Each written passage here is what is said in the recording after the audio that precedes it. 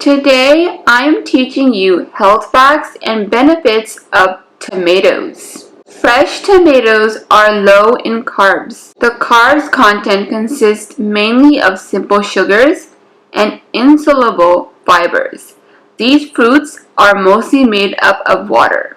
Tomatoes are a good source of several vitamins and minerals, such as vitamin C, potassium, vitamin K, and folate. Studies show that tomatoes and tomato products reduce your risk of heart disease and several cancers. This fruit is also beneficial for skin health as it may protect against sunburns. Tomatoes are generally well tolerated but may cause allergic reaction in people allergic to grass pollen.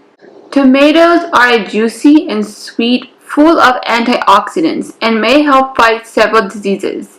They are especially high in lycopene, a plant compound linked to improved heart health, cancer prevention, and protection against sunburns. Tomatoes can be a valuable part of a healthy diet. I hope you enjoyed learning about tomatoes. If you did, make sure to give this video a thumbs up and subscribe if you are new. Until next time, bye bye now.